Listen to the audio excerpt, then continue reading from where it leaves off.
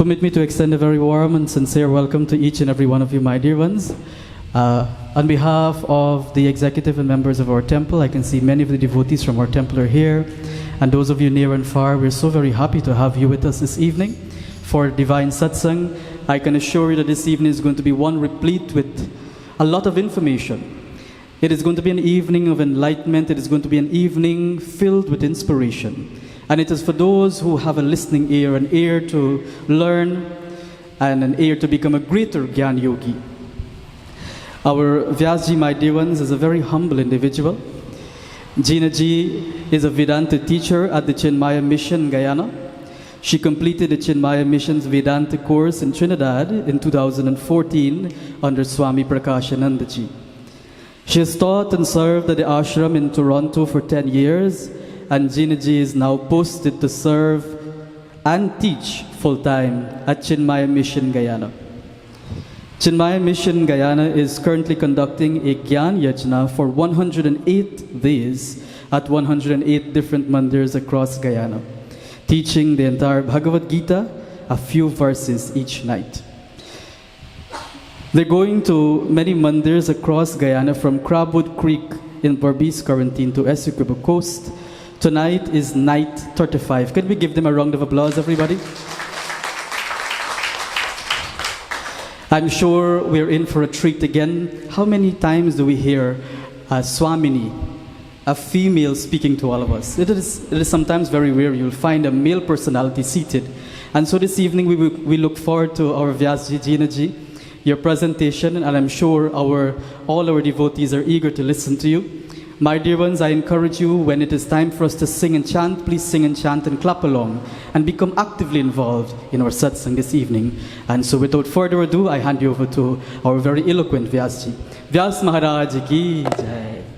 Thank you, Panditji. Everyone, we'll start with a short opening prayer.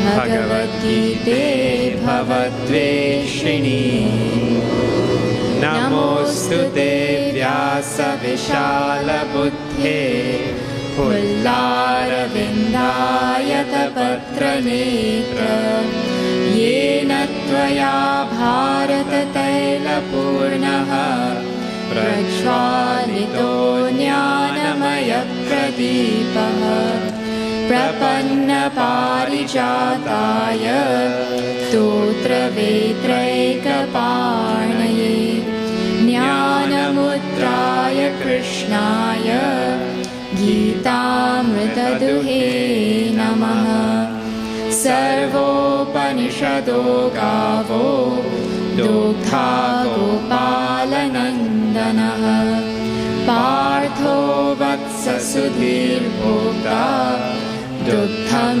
Gitamritam Mahat Vasudevasutam Devam Kamsa Chanuramardhanam Devaki Paramanandam Krishnam Vande Jagadgurum. Krishnam Vande Jagadgurum. Hari Om.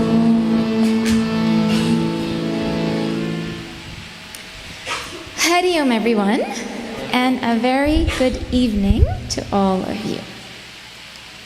As our Panditji had mentioned, we are studying Bhagavad Gita at 108 different mandirs over 108 nights. And we are now on night 35. And we're somewhere, I think we're just about a third through Bhagavad Gita, and we're about a third through this whole yajna as well. I don't know if you all remember, but I still remember from when I was a child, so many of you will remember. If you wanted to buy something, there used to be catalogs. You know, catalog, and then you go through the catalog, and then you turn to the page which is selling what you want to buy, and then you look through, and then you write down the code number, and you know, this is the plate I want, or this is the bed sheet I want. There was no search on Amazon and find what you want. You have to go through a catalog to find it. Everyone remember that time? Okay, fine. Or recipe books. Some people had recipe books in the past. Now it's not so common, but recipe books you'd have. Now if someone wants to go and open the recipe book, they're not going to turn every single page to see what recipes are there. They'll look in the table of contents and say, I want to make this one, and then they'll turn to that page. Correct? Okay. Well, some people approach Bhagavad Gita in the exact same way. Did you know that? Means they'll go and they'll open the book, and they don't know really what they're looking at, but they will look at the table of contents. And in the table of contents, they will read all the names of the chapters. There's only 18 chapters, so it's not hard to read all. Then they'll say, I think this one looks interesting. And most people in today's day and age, if that is how they go to the Gita, they will turn to chapter 6. Do you know why? Because chapter 6 is the chapter on meditation. And meditation is in vogue nowadays. It's in fashion nowadays. Everyone hears about meditation nowadays, isn't it? So it is very common for people to be excited to hear about chapter 6 of the Bhagavad Gita because it is on meditation. But when someone does something like that and they open the Gita, well, they're in for a surprise. Because Bhagavan Sri Krishna is not talking about mindfulness or stress management or the kind of meditation music that will help you to meditate or the kind of clothes that you have to wear to meditate. You don't find any of that. The meditation of Bhagavad Gita is something completely different than the meditation that we find out in the world today. I won't tell you what it is, he himself will tell. Right? Bhagavan will tell himself. But we are in chapter 6 of the Bhagavad Gita. It started yesterday and we've seen about 6 verses so far. Bhagavan Sri Krishna is such a wonderful teacher that he takes up this topic of meditation in its entirety.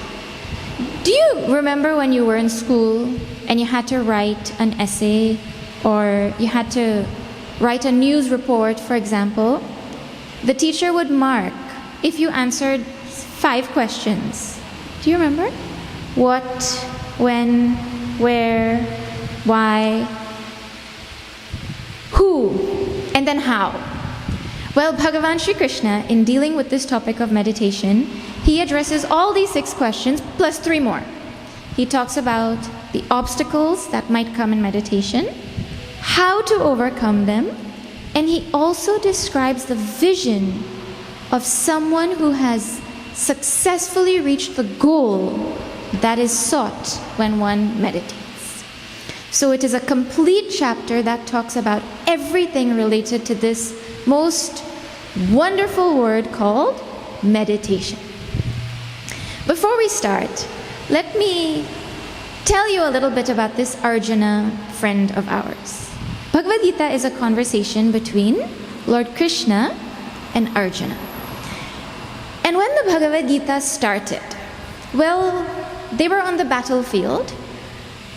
Arjuna's the greatest warrior of his time. And he is about to fight the most important battle of his life, because he is now fighting for Sanatana Dharma.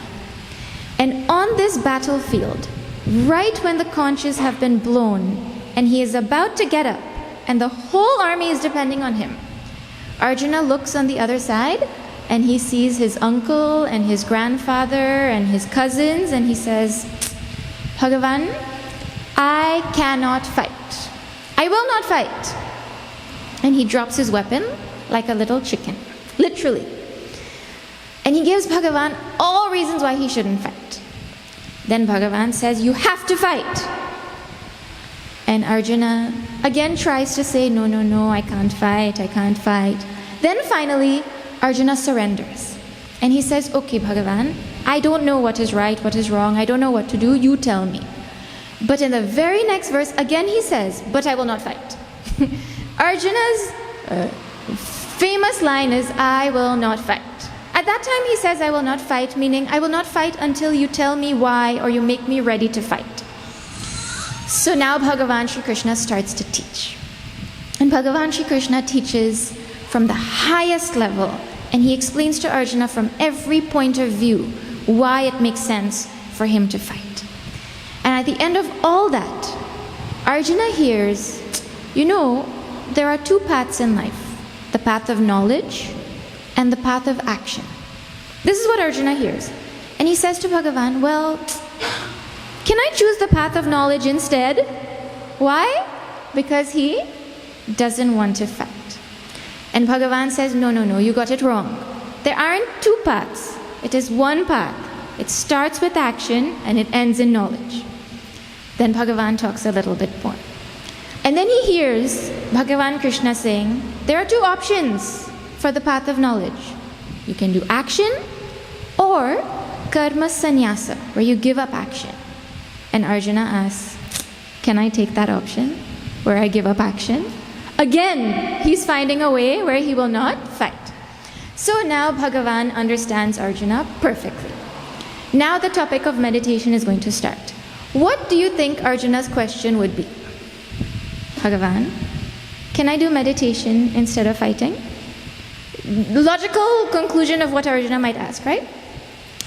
I mean, I'm superimposing this. There's not actual dialogue like this. But it's as though Bhagavan anticipates Arjuna's potential question. And before Arjuna can ask, he says, wait, let me tell you what is required for someone who wants to meditate, right? What are the qualifications? Who can meditate? Number one, that person has to be a karma yogi. So Arjuna, don't ask me if you cannot fight. You have to be a karma yogi, number one. That means we have to do our duty. We have to do it selflessly. We have to do it without likes and dislikes. We have to do it without laziness. We have to get up and do our duty considering the benefit of humanity. That's the first thing. Then number two, the second thing for someone who wants to meditate is they have to be a sannyasi. Sannyasi means, well, the word sannyasi means renunciate. And when you hear the word sannyasi, someone wearing orange clothes will come to mind, who's given up the world and doesn't have a house and a family and a bank account and all of that. But here, Bhagavan is talking about inner renunciation. He's talking about inner sannyasa. And what inner sannyasa simply is I give up the feeling that I am the one who is doing. Let me give you an example. Over the 35 nights, we've gone to so many different mandirs, and different mandirs have been cooking different meals. They make different bhojan. And so one of the popular things you find is 7 curry, correct? 7 curry is one of the, and fry rice. Those are the top 2 classic things you'll find. Now imagine I went to satsang like 2 or 3 days ago. And I went and I stood in line with the Parian leaf, and I got, the aunties and uncles that are serving? One put rice, one put dal, one put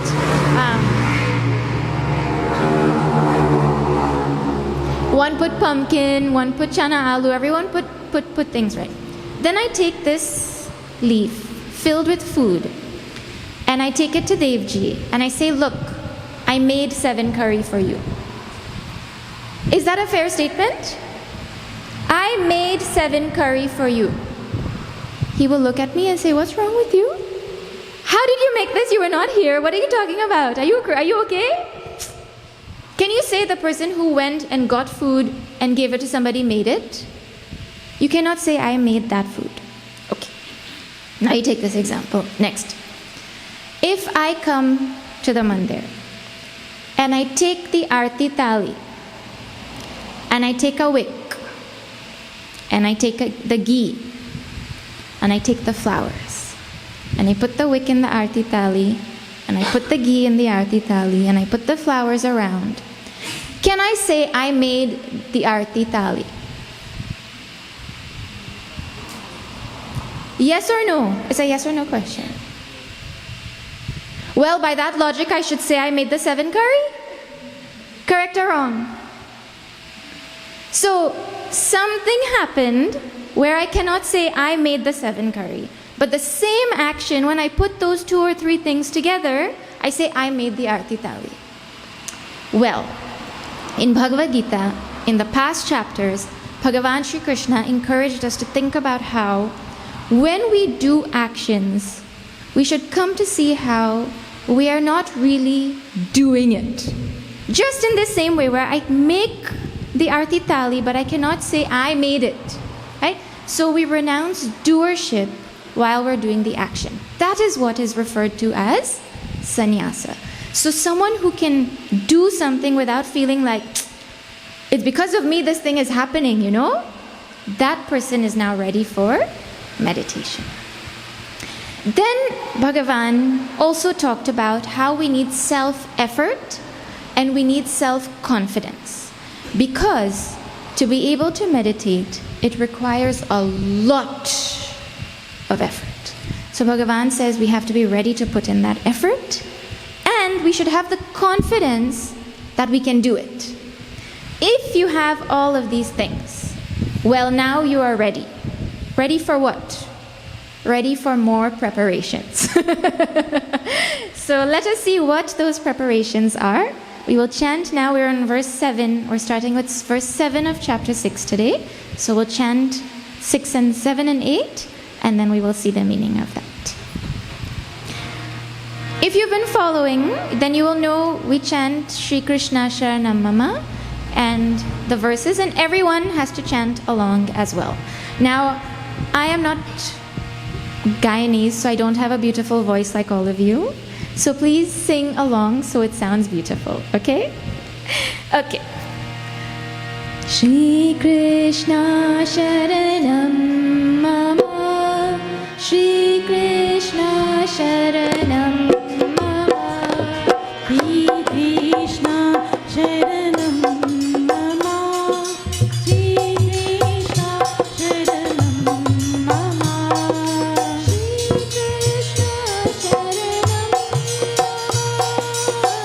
Shri Krishna Sharanam Mama, Shri Krishna Sharanam Mama, Shri Krishna Sharanam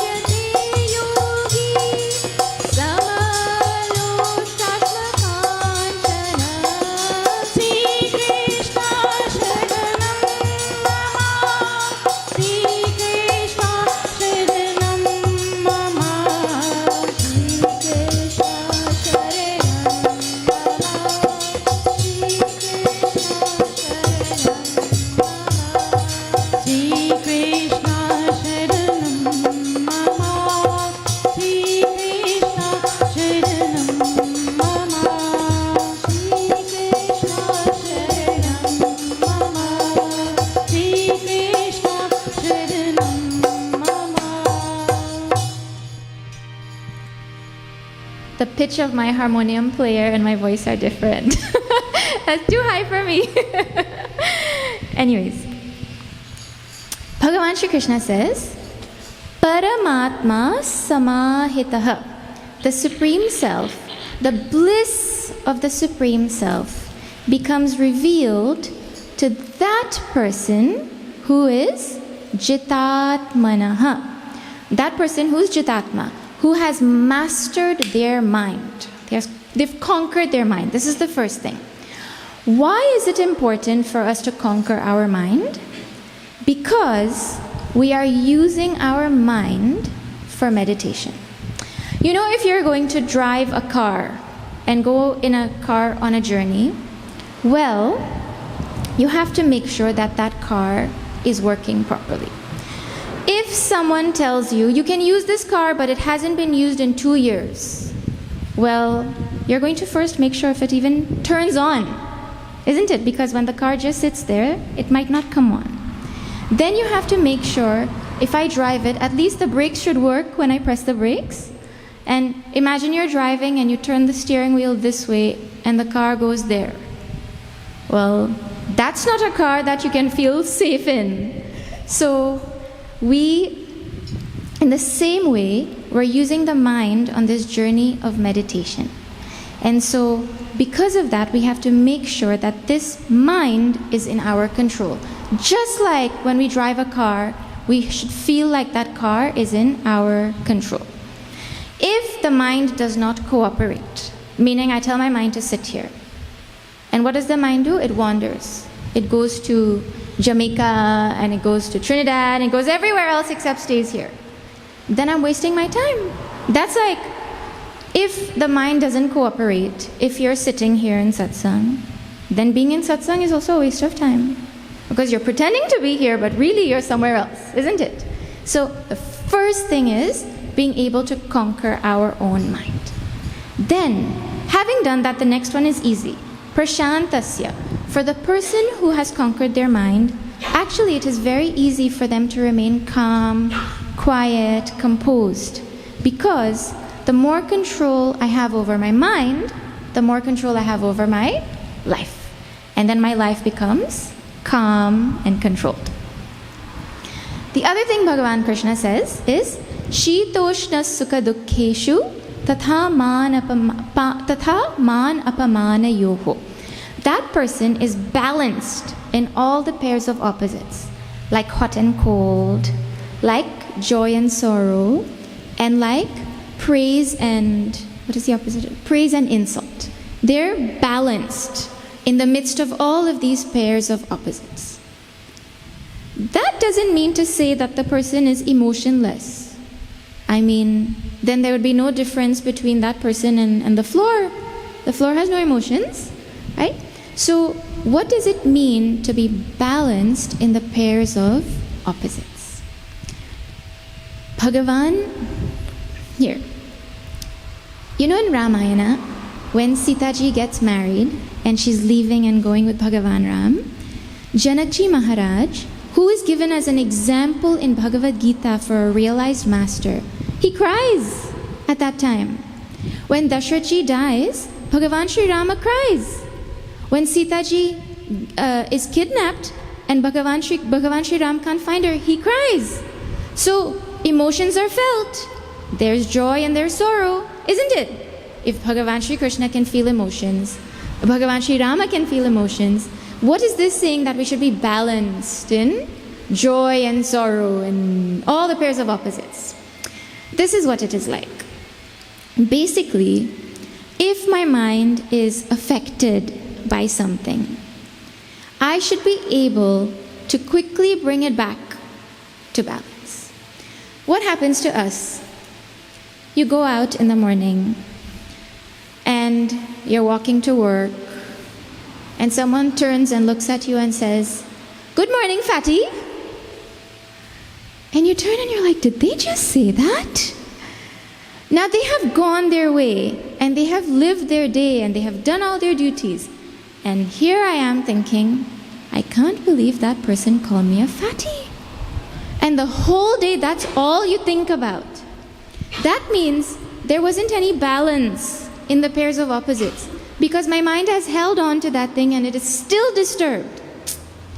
Balance in the pairs of opposites means I heard that, I didn't like it, I got disturbed, but I have a capacity to bring my mind back to where I am so that it doesn't affect the rest of the things that I have to do.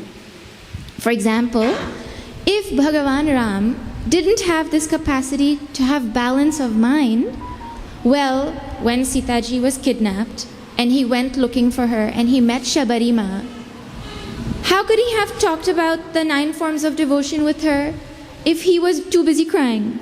Or when he met Sugriv, he couldn't have helped him because he's too busy crying.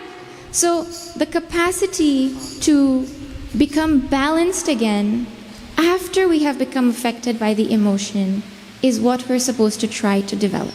Because remember, in all of this, what we're trying to do is gain mastery over our mind and let our mind be where it is when we want our mind to be there. Right? Okay. Then Bhagavan says, Yukta ityuchyate yogi. Such a person is called a yogi, one who is a meditator, who is jnana vijnana triptatma. He is very content because of his knowledge and his wisdom. These words jnana and vijnana will come in the next chapter, so we will see it there. But it is actually the only thing that can bring true contentment to our life is knowledge. Really speaking. The more you learn, the more you realize how true it is. Okay? Then he's kutastha. This was before my time, but back in the day they had blacksmiths who would use an anvil, and on the anvil they would put something else and they would hammer it and they would make all different shapes. Everyone know what I'm talking about? Yes. Yeah? Okay. Well, when you use anything on that anvil, what happens to the anvil? If you take a piece of metal and you hammer it into a hoof, the shoes for the horse, what will happen to that anvil that you're hammering on? Actually, absolutely nothing. That anvil will remain exactly as it is. The thing that is on there will keep changing, but the anvil itself, nothing happens to it. It is so strong that it doesn't change at all. Bhagavan is saying we're supposed to make our mind like that. Because in this world, can anybody predict what is going to happen to them in the future? We cannot even predict what is going to happen to us between here and when we get to the ashram in Monripo. Yesterday we met like 1.5 hours of traffic. Unpredictable. 10 p.m. at night on a Sunday. 1.5 hours of traffic. Who would have anticipated that? Right? The world that we live in, from our point of view, is totally unpredictable. Then even if someone says, no, I can predict, I can predict that because I've eaten all of this food, tomorrow I'm not going to feel well. Well, you can predict it, but can you control it? No. So the world that we live in is unpredictable for the most part, and it is uncontrollable also. Means we cannot do anything about it. So things are going to come into our life that we will not like, or things are going to come into our life that are just going to be ready to shake us. And we have to be able to keep our mind so strong that in spite of anything that comes, my mind will not move from its state of seeking peace. This is what Bhagavan Sri Krishna is asking of us. Then, Jitendriyaha, one who has conquered the senses. Well, this comes over and over and over and over again. So we will see it just now, right? But now he says, Sama Loshtashma Kanchana. That person has equal vision when it comes to a lump of clay or soil, a stone, or gold. They have equal vision. They see a clump of dirt, they see a stone, and they see gold equally. Well, it sounds like that person has cataract in their eyes and they need to go and check it. Not like they see it and they see the same thing when they see the three, right? But the way they see it is that those three things have an equal value from their point of view. If you go out on the street and you ask somebody, which is better, clay or stone or gold, what will their answer be? Everyone will say gold. But let me ask you something. Can you grow food in gold? I'm going to take this wonderful seed and go and plant it in your gold and eat it. Can you? Well, hello, you need soil to grow the food that you eat. So which is more important for life, soil or gold? So now which is better? Gold! Means the point is, every single thing in this universe has its own value in its own way, in its own time. You all must have heard that saying, what the needle can do, the sword cannot do. Correct? But that doesn't mean that you don't get a sword and you only get a needle, because you need the sword also. So the needle has a place and the sword has a place. And we know what the needle is used for and we know what the sword is used for, and we don't say the sword is better or the needle is better. We understand they are both valuable from their own perspective. So this person who's a meditator, he is able to see equal value in everything. That means he doesn't give undue importance to things. We will see the gold and we will say, no. You know, if I get the gold, then I can also buy the soil. Then I can have the food also. we think in our mind, because we have been conditioned to see certain things as more valuable, our mind will naturally be drawn more to those things. But Bhagavan is teaching us to have an objective vision in seeing how everything has a place. There is a fantastic thing you can do to try to practice this. For the rest of the day, or for tomorrow, say you want to start fresh. Every single thing that you use, you'll wake up in the morning and you'll touch the ground before you get up, because that's what we do in our tradition. Then you'll put your feet in your slippers. Then you'll walk to the washroom. Then you'll drink some water. Then you'll have something to eat. Then you'll brush your teeth. So many different things. No, brush your teeth first, then have something to eat. Right? All the different things that we do, we're touching or interacting with so many inanimate objects. Every single thing that you use, take up the challenge to think about how that thing is valuable in your life, and how without it, there would be something missing. From tomorrow, imagine your life without toothpaste. Well, I mean, everyone around you will suffer, isn't it?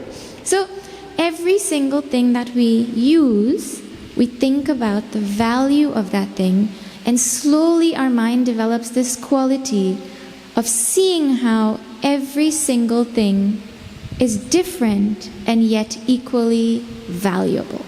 So the person who Bhagavan Sri Krishna is talking about has learned to live with inert things by seeing how each of them has its own unique special place. Okay. All right. Now, in the next verse, Bhagavan describes how to live with people. Now, it is easy to live with things because things cannot, eat in a way that annoys you or sneeze in a way that scares you. You can't get irritated at things in the same way that you'll get irritated at people, correct or wrong? Okay. So now, how to deal with people? Anyone have this question? How to deal with people so that they don't bother my mind? You all get bothered by people? Oh, wow. If you're not answering, it means yes. You get bothered by people? Okay, well, let us see what Bhagavan Sri Krishna says about living with people. Actually, living with people is the most difficult thing, isn't it?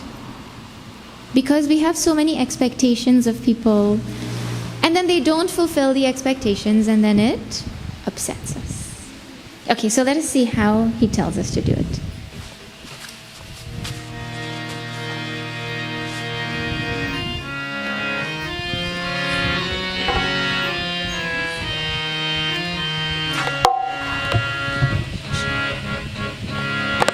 Shri Krishna Sharanam Mama, Shri Krishna Sharanam Mama,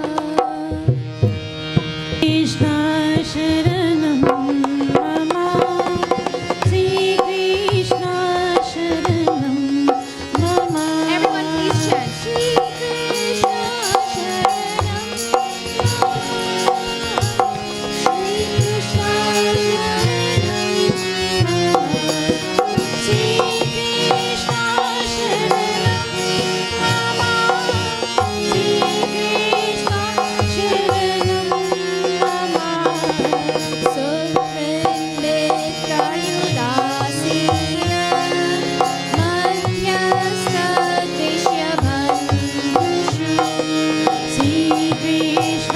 Sharanam Mama, Shri Krishna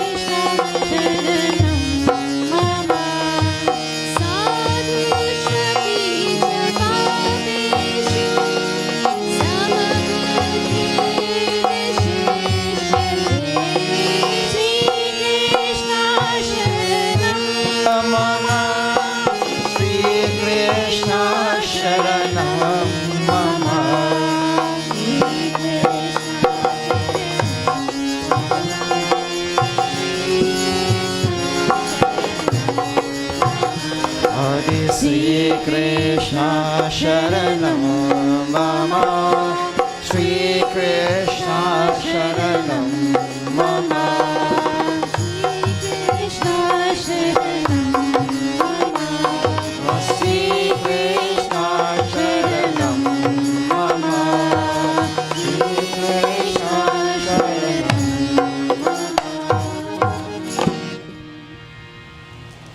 Samabuddhir Vishishyate. That person excels in life who has samabuddhi, who has equal vision, who is able to have even-mindedness for all kinds of people in this world. And Bhagavan goes on to list 9 different types of people. You see if there's anybody who you know who fits outside of these 9 categories, right? As I go through them. First one is Suhrid. Suhrid is a good-hearted person. They don't know you, you don't know them, and they're just good for no reason. For example, you go to the supermarket in Georgetown and your bill came to 5,020, right? And you have 5,000 and another 5,000 and another 5,000, but you don't have a 20. Well, you know how it is when you have to break that 5,000 and get all of that change for paying for a 20. Well, the person behind you says, no, don't worry, here. And they give the 20, so you don't need to look for change or you don't need to break your 5,000. They don't know you and they're never going to see you again. That is called a good-hearted person. For no reason, they just did good, right? The next one is a friend. Do you know good-hearted people? Have you met a good-hearted person before?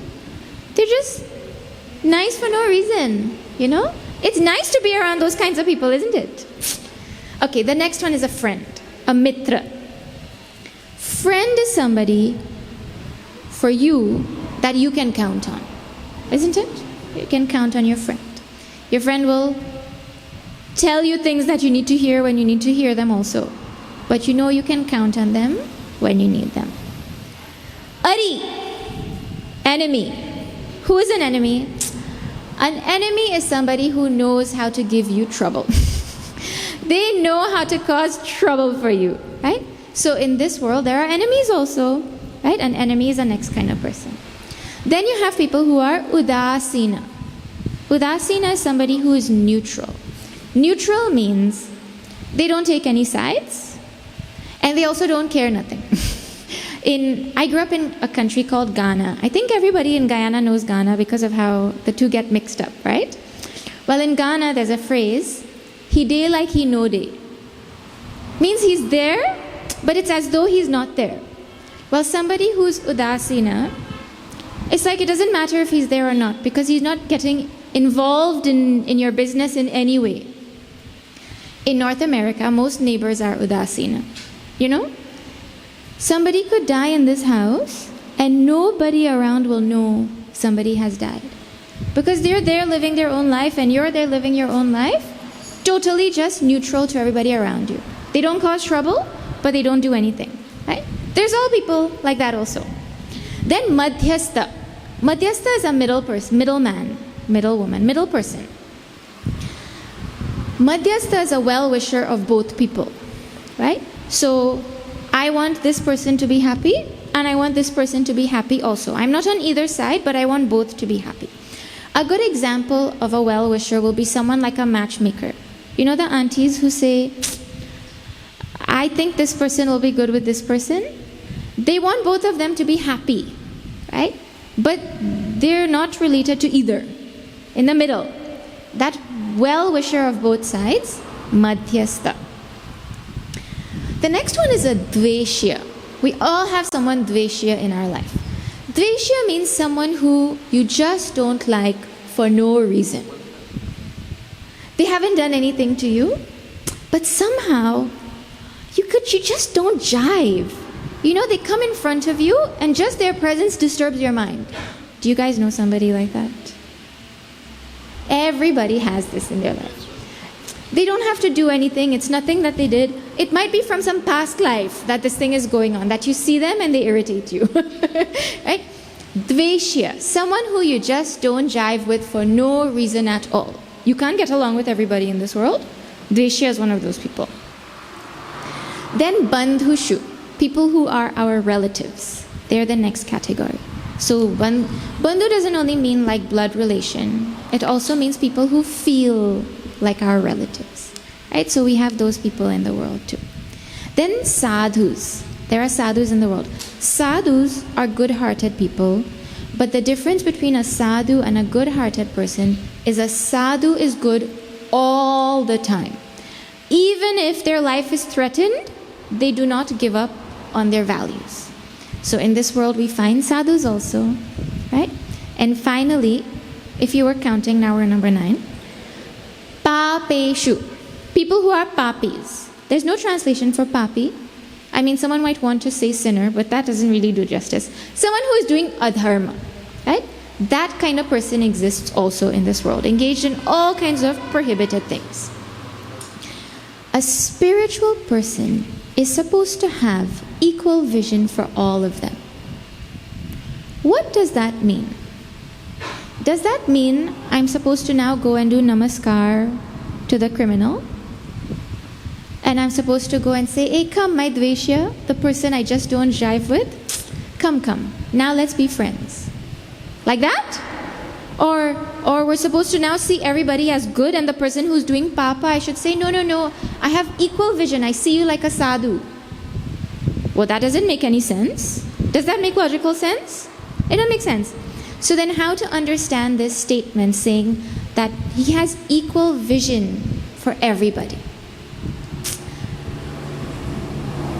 When Bhagavan Ram meets Sugriva, he sees him as a friend. When he meets Bali, he sees him as someone who has to be removed. When he meets, and they're brothers, right? When he meets Vibhishana, he has a different relationship with him than when he meets Ravana. So the interaction that he has is totally different. But behind his mind, there is an equal vision. And I'll show you how. In the mind of someone who is spiritual, the thought is not there that this person should be like this, or this person should be like that, or this person shouldn't be like this, or this person shouldn't be like that.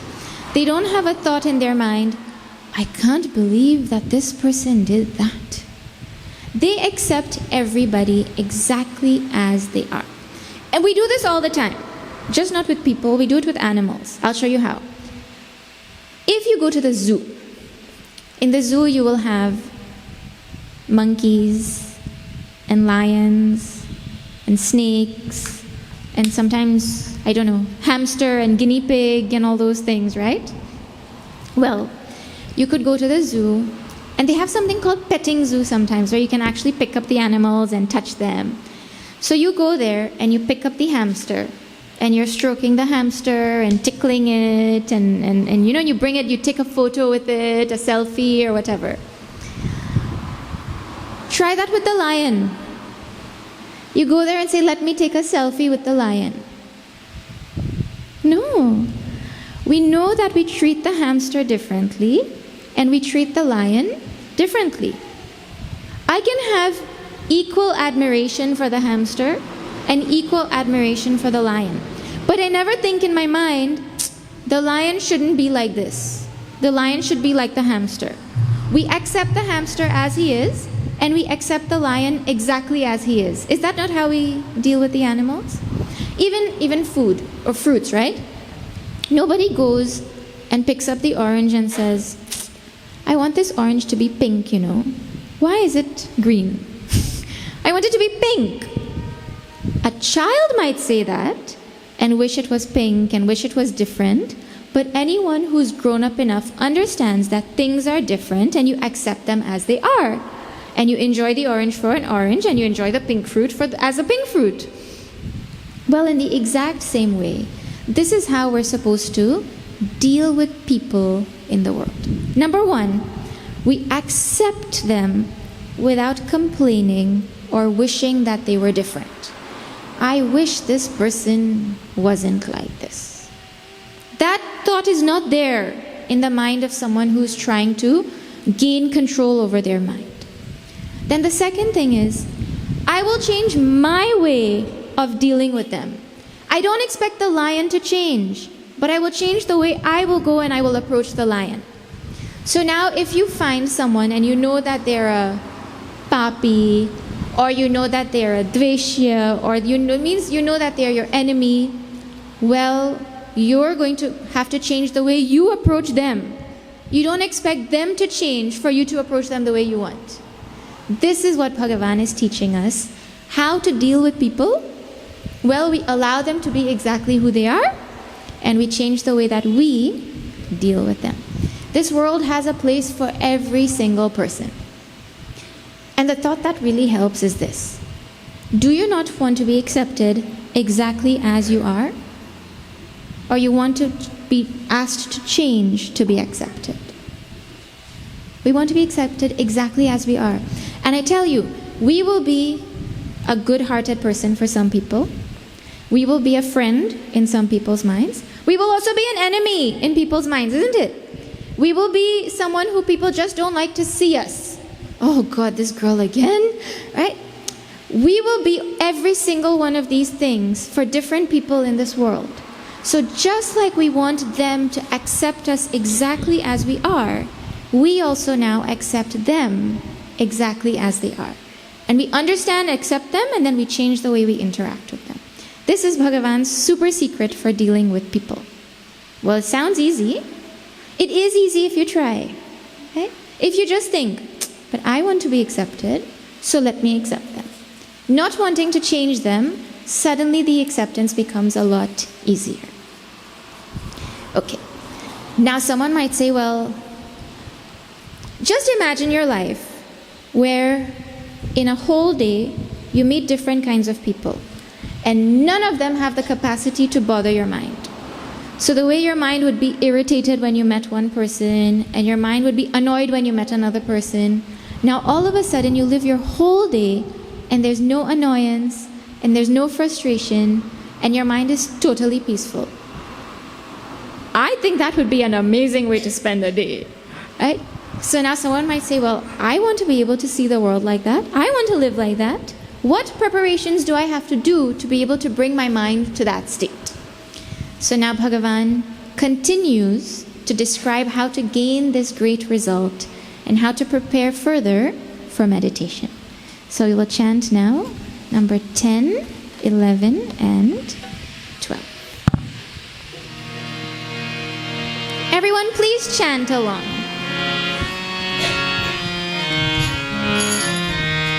Shri Krishna Sharanam Mama. Shri Krishna Sharanam Mama. Shri Krishna Sharanam Mama. Shri Krishna Sharanam Mama. Shri Krishna Sharanam Mama. Shri Krishna Sharanam Mama. Shri Krishna Sharanam Mama. Shri Krishna Sharanam Mama.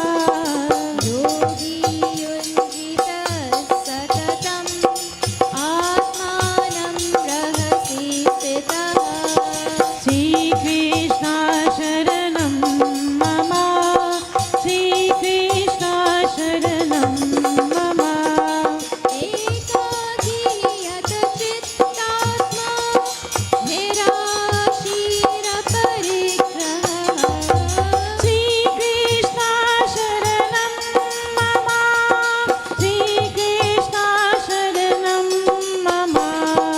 Shucho Deshe Pratishthapya Thiram Asanamatmanaha. Shri Krishna Sharanam Mama. Shri Krishna Sharanam Mama. Natyuchitam Natinitam Shailajina Kushottaram. Shri Krishna Sharanam Mama. Shri Krishna Sharanam Mama. Tatraikadramana Kritka Yata Chittendriya Priya. Shri Krishna Sharanam Mama. Shri Krishna Sharanam Mama. Upavishya Sariyunjya Yogam Atmavishuddhaye. Shri Krishna Sharanam Mama. Shri Krishna Sharanam Mama. Shri Krishna Sharanam Mama. Shri Krishna Sharanam Mama. Shri Krishna Sharanam Mama. Shri Krishna Sharanam Mama. Shri Krishna Sharanam Mama. Shri Krishna Sharanam Mama. Shri Krishna Sharanam Mama. Shri Krishna Sharanam Mama. Yogi Yunjita Satatam. The one who wants to meditate. Now see, Bhagavan Shri Krishna is talking to somebody who wants to meditate. I don't know if you want to meditate, but you're stuck listening to it. So hopefully you want to meditate also. Actually, everyone wants the result of meditation, which is the kind of bliss that we look for in every interaction. We may just not know it, right? Anyways, Bhagavan Krishna is talking about the person who wants to meditate. Yunjita Satatam Atmanam. That person should constantly absorb the mind inside. Constantly means at least at the time that the person has sat to meditate. It also means every day, because anybody who works out will know that you cannot go to the gym one day and then skip 3 weeks, then go another day, and then skip 2 months and go another day and expect results.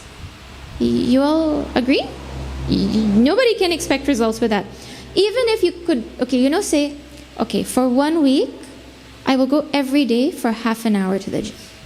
So then that's 7 days times half an hour, 3.5 hours, right? So someone says, forget every day. I will go 1 day, 3.5 hours.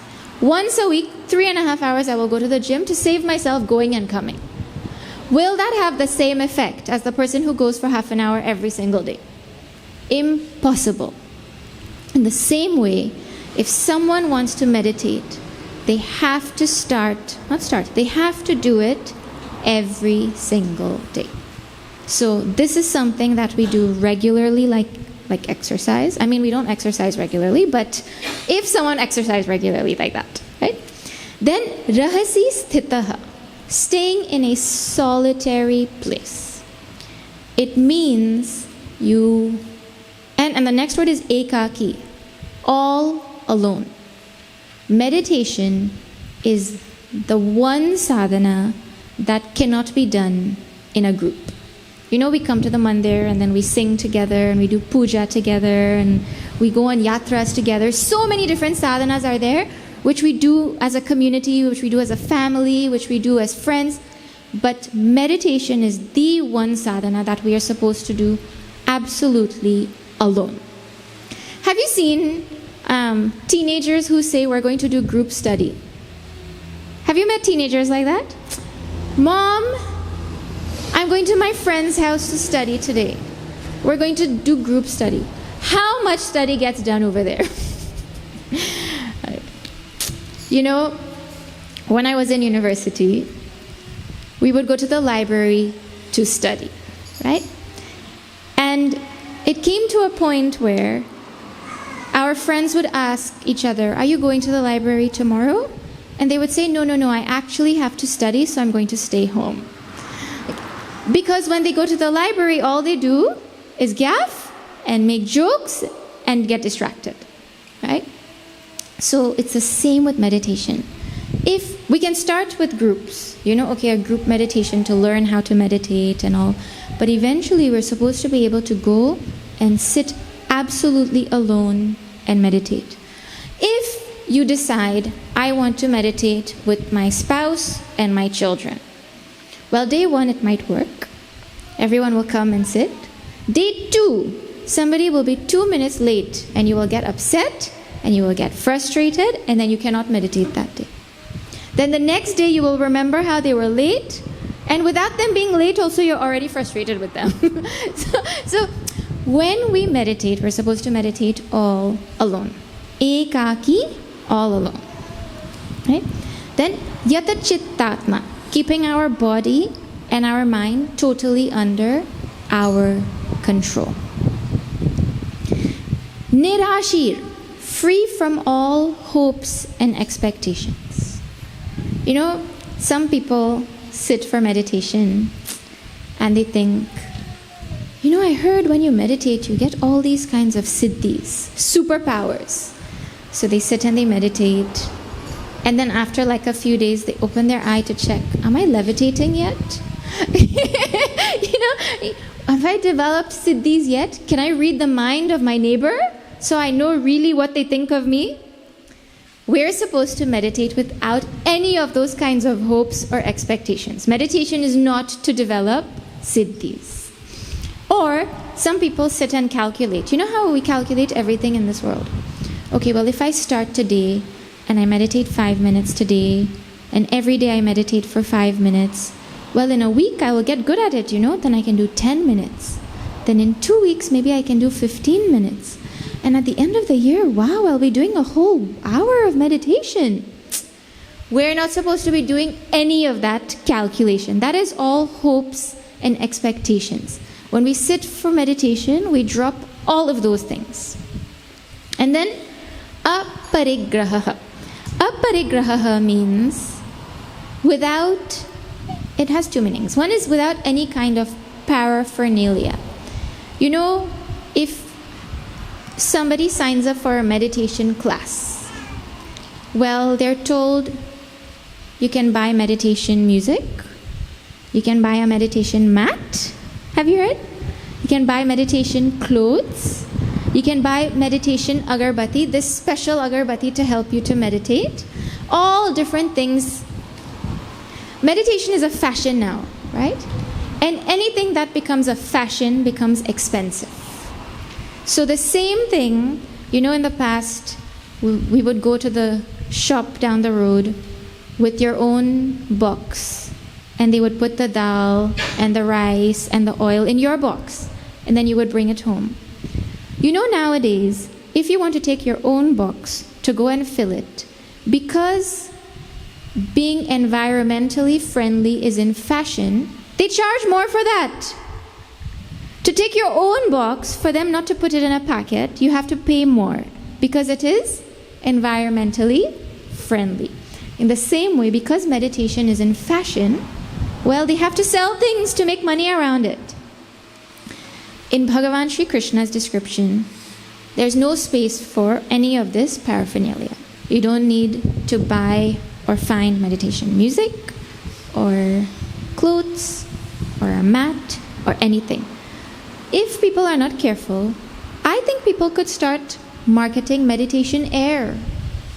Come and buy meditation air in a Ziploc bag. It will make your meditation transcendental. I could imagine an ad like that, right? But anyways, the point is, all of these things only serve as distractions from meditation. Then our mind gets agitated by it, and then if that thing is not there one day, then our mind gets troubled, then it cannot sit. We're trying to remove dependence in meditation, but by using things we become dependent. So Bhagavan says, none of these things we should have when we meditate. The next one is Shucho Deshe. We should meditate in a clean place.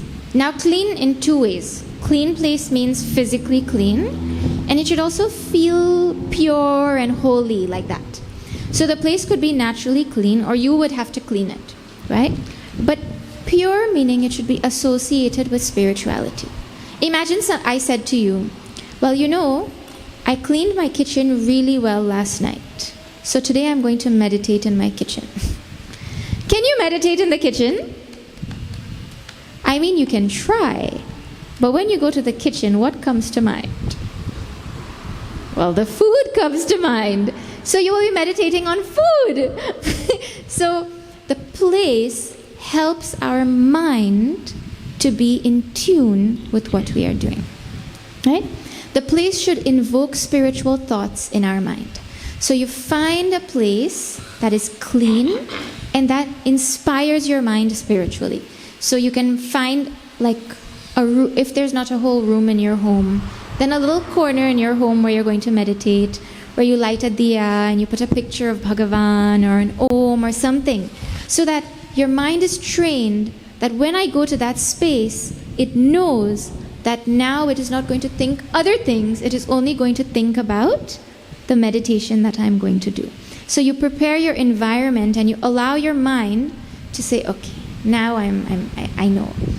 That is what uniforms are there for, isn't it? When that child puts on the uniform for school, something happens in their brain that tells them, now I am a student. Right? So when I go and I sit there in my meditation spot, something tells my mind, now you are a meditator. Leave everything else. Like that. Pratisthapya sthiram asanam. Then you place your asanam firmly on the ground. Well, it means don't go and sit on a wobbly chair. You know, you're sitting and then the chair is shaking. Or a chair that might break because the plastic is old and you'll sit on it and halfway through that chair will collapse and you'll fall on the ground. Or if you're sitting on the ground, you know, if you're sitting and there's wooden planks, exactly where you sit, that thing feels like it's just going to fall. Right? No. You sit in a place where you can sit firmly. Right? Then it says, Atmanaha. You have to have your own asanam. You have to have your own seat. This is the only thing actually that we're supposed to have in meditation, that is our own seat. Because when you sit, well, your mind knows now it is ready. If you share a meditation seat with somebody, you will fight. Because when you are ready for meditation, they will come and take it. No, we're supposed to have our own seat for meditation. Then where should that seat be?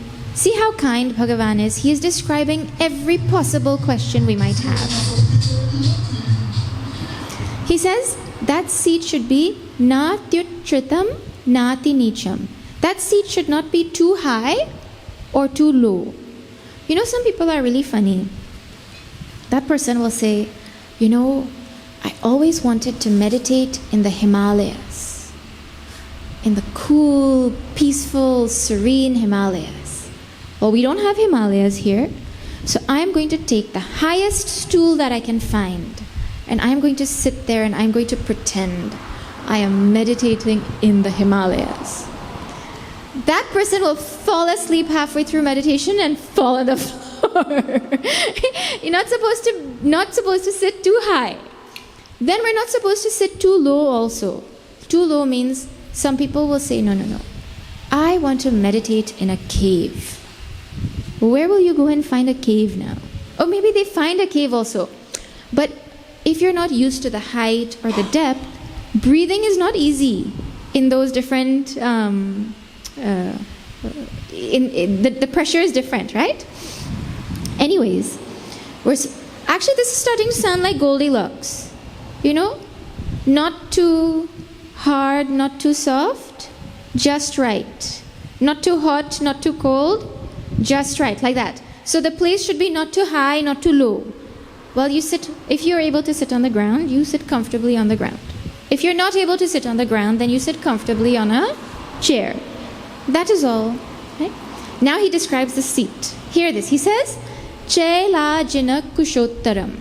That seat, that asana that we're supposed to have for meditation, it's supposed to have kusha grass, then it's supposed to have an animal skin, and then it's supposed to have a cloth.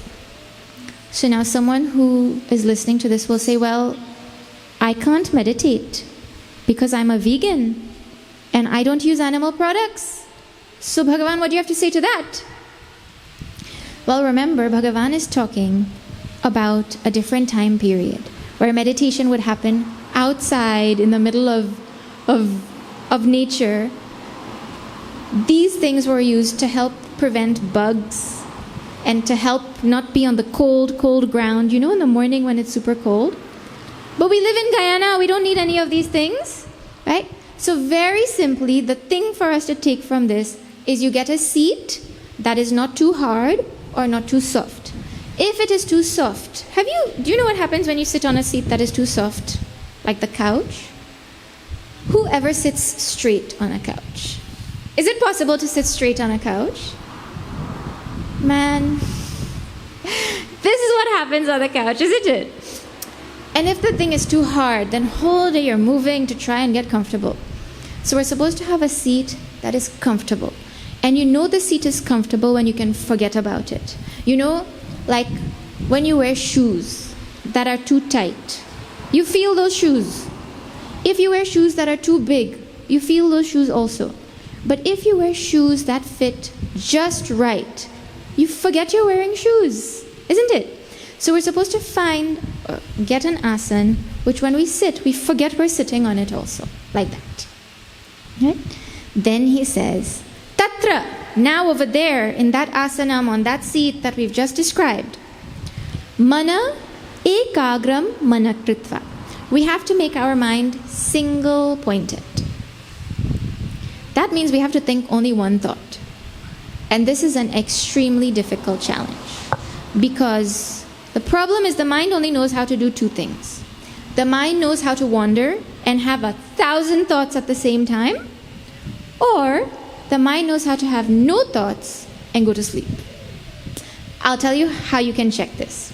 I don't know if you remember when you were a student or if you know students around you. They will have so much energy running and playing and going everywhere and turning the house down. But when they have to come and study and you put them to sit, well, they are ready to go to sleep. Why? Because the mind only knows two states. Tons of thoughts, or if you remove the thoughts, then it wants to sleep. The challenge in meditation is a third state of mind, which is only one thought. And then what happens is, just like, you know how the sun, its rays are everywhere, but if you take a magnifying glass and you pull all the rays of the sun into one spot, that thing has so much power all of a sudden. When we are able to bring all of our thoughts and have just one thought, that mind suddenly has so much power, right? Then, yata chitta indriya kriyaha. We're supposed to control the activities of our mind and of our senses. How can we control our mind? Actually, we cannot if we haven't been. But we can make a deal with our mind. You tell your mind, look, I will let you do whatever you want. But for 10 minutes, you just cooperate with me. You sit here and you do what I tell you. And after that, we will see. But that is one way to start, you know? Then the senses. Well, in meditation already our eyes are closed, so there's nothing to see. Then we're not touching anything, right? Then we're not tasting, we're not eating while we're meditating. So 3 senses are taken care of. The rest is smell. The remaining 2 are smell and sound. So how to deal with those 2? Well, if you wake up really early in the morning, nobody is cooking at 4 a.m. or 5 a.m. I mean, on a regular basis, right? And sound also is not there. So just by doing meditation at the right time, we eliminate the problems that could come. But now say you decided, well, I cannot wake up in the morning. I am going to meditate in the middle of the day. Then when the sound comes, you have to not let your mind go with it. You bring it back when it goes. That's all. Because the senses are the gateway of the world to our mind. Now I'll tell you a tip. You know, if you are having an important business meeting, or you're having a serious conversation with somebody, and somebody else comes, you tell them, I am busy, please wait. Do we not do that? Or if 2 adults are speaking, and the child wants to come and interrupt, you tell the child, you teach the child, you cannot talk while 2 people are talking, you wait for them to finish. So we understand the concept of a certain thing is going on and everything else and everyone else has to wait. It is the exact same thing in meditation also. When I'm doing meditation, I have to tell my mind, well, everything else has to wait. Because now I have made an appointment with myself. And somehow we don't allow ourselves to take time for us. We will give 24 hours of the day to everybody. 24 hours, I mean 24 hours because if someone needs you, you will give up your sleep also for somebody. Correct or wrong? So we are ready to give 24 hours of our day to other people. But it is so hard for us to take the time to ourselves that will allow us to develop the mind that will make us more in tune with what we really want in life. Right?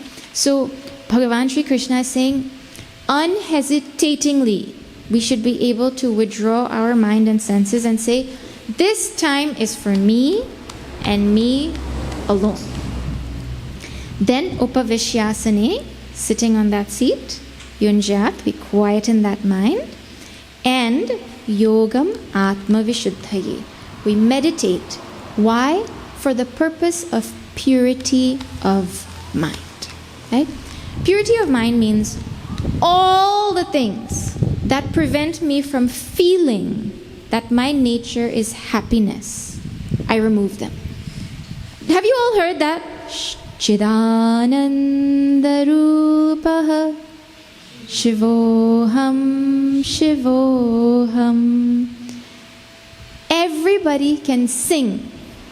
My nature is Chidananda. My nature is Ananda. Correct? That's what that means. Do you feel it? Do you feel my nature is happiness? Man, that thing should say sadness, aham, sadness, aham. My nature is sadness. Whole day I'm sad, whole day I'm miserable, whole day I'm frustrated, whole day I'm worried. How are you saying my nature is happiness? Well, when we meditate, the purity of mind that we get is what allows us to come to see that really, my nature is happiness. And all the time I was going and looking for happiness in this and looking for happiness in that and looking for happiness in that and never finding it. It was inside all along. And the purity of mind that we get in this whole process is what allows us to feel that I am happiness. Now you just please imagine what your life would be if instead of looking for contentment outside, you could close your eyes and feel that contentment. Or instead of looking for happiness in the sweet rice and in your children behaving a certain way and your parents saying a certain thing, I'm proud of you, and all of these things, instead of looking for happiness outside, you can close your eyes and feel, I am happiness. Or you want your mind to pay attention to something and you tell your mind, stay here, and it stays here. Right? Or in your interactions with people, you don't have any expectation of anyone to be different. Or in your interaction with things, you see everything as wonderful in this world. What would your life be like? Well, I don't know about you, but I think my life would be wonderful. And it is with the hope of getting that wonderful state that we try to develop these qualities more and more to meditate. Now someone might sincerely say, okay, I'm going to try this, right? And they will sit there and they will do everything Bhagavan Sri Krishna said. But somehow it doesn't work. So don't worry, Bhagavan is not done yet. He knows that you're going to face problems. So he's going to give lots more advice on things that we could do when we sit in meditation and things that we can do the rest of the day to prepare ourselves for that meditation. So all of that is coming up. We will have to pause now because my time is up, but we will see that tomorrow. We'll continue to see that tomorrow, 9:36 at the Edward Vigneshwar Mandir. That's not far from here, right? So we'll be right here, back in West Verbies. Tomorrow is 7 to 8:30 p.m. in the evening. Again, we'll be doing that. Then today we want to say a very special thank you to Pandit Danny? No? Sorry? Pandit Kamal. Okay, thank you very much for organizing this program. Thank you to all the members here for organizing and being present. The study of Bhagavad Gita is something that is so special to us, and the fact that we get to have the opportunity to do it with all of you is something very valuable to us. So thank you all for coming together, for being here in satsang, and I hope that something that was said inspires you to think about something that will bring more joy into your life, because obviously you didn't come here for sorrow. So I hope you leave with something that brings a little more happiness, right? Okay. The ashram, the Chinmaya Mission ashram, is in Monrepo, and if there isn't traffic, and if you have a good driver, you could reach in an hour and a half. We reached in an hour and a half today. No traffic. So please do come by whenever you get a chance. Pass by the ashram in Monrepo. On 8th of March, which is a Saturday, we will be having a fundraiser. We will be selling something called pizzoti. I don't think anyone has ever eaten a pizzoti here before. Swami Prakashananda ji had the idea to put together a pizza, which everybody knows, and a pepper roti, which is a huge roti that they make in Trinidad stuffed with super hot pepper and all kinds of things. So they put the two together, and Swamiji called it pizzoti. It's really delicious. Please come if you would like to try it and support the ashram in the process. On 3rd of May, again a Saturday, we will be having the conclusion of this 108 night Bhagavad Gita Yajna. It will be happening at the Gandhi Youth Cricket Ground, and it's 5 to 6:30 p.m. If you all are able to get a bus together and come down, it will be so wonderful for us to celebrate the conclusion of this 108 nights together, and it will be a grand event, so please do see if you can come. This same Bhagavad Gita that we're studying in Chinmaya Mission is a teaching organization that has specialized in teaching this knowledge of our scriptures to all ages in age-appropriate ways. So in the summer, for 3 weeks, from July 14th to August 1st, we will be having a summer camp for children where we'll be teaching these values of the Bhagavad Gita through games and activities And they will come and they will have fun and they won't even know they're learning.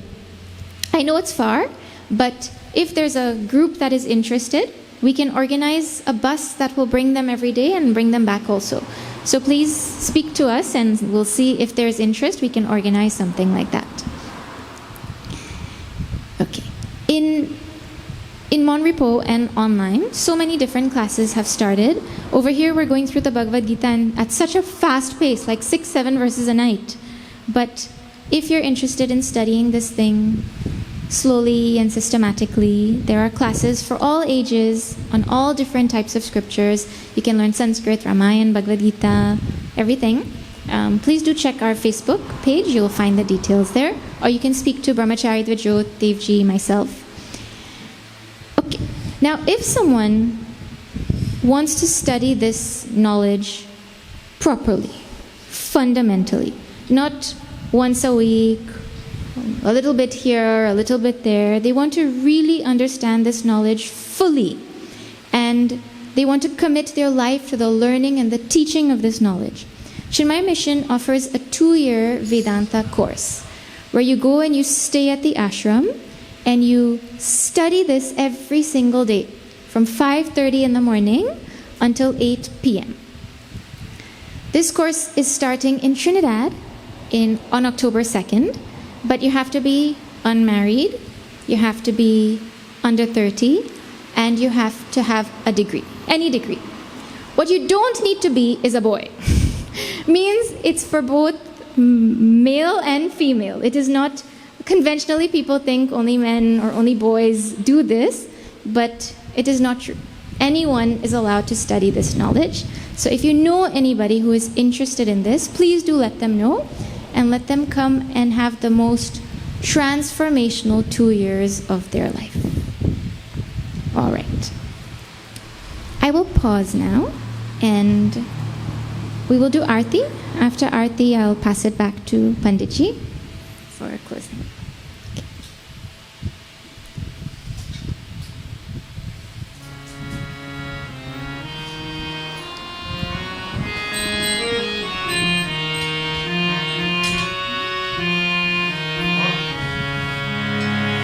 जय भगवद गीते मैया जय भगवद गीते हरिय कमल विहारिणी हरिय कमल विहारी सुंदर सुपुनीते ओम जय भगवद गीते कर्म सुमर्म प्रकाशिनी कामा सती हरा मैया कामा सती हरा तत्वज्ञान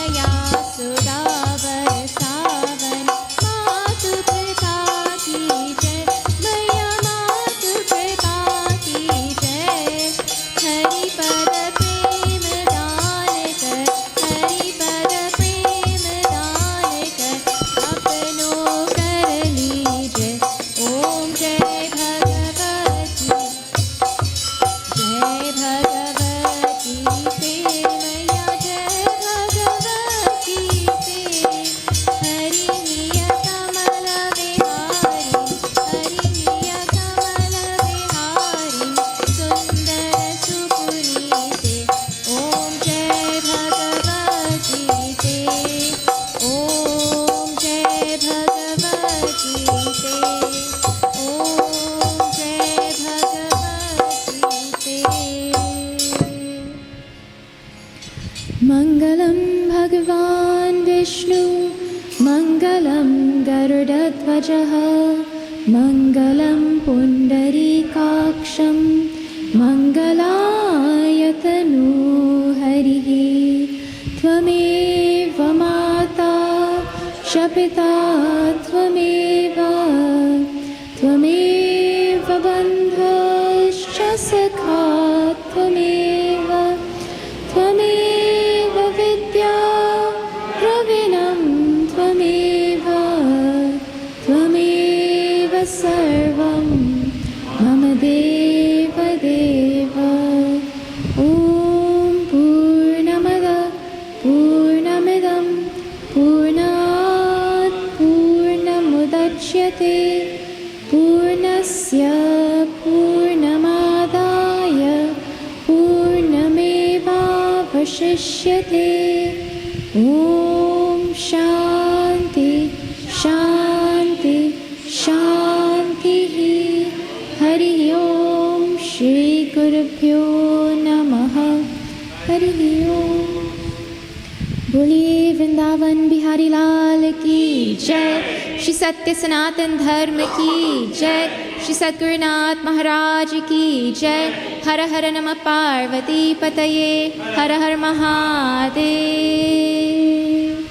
हरि ओम तत्सत please all seat Pandit ji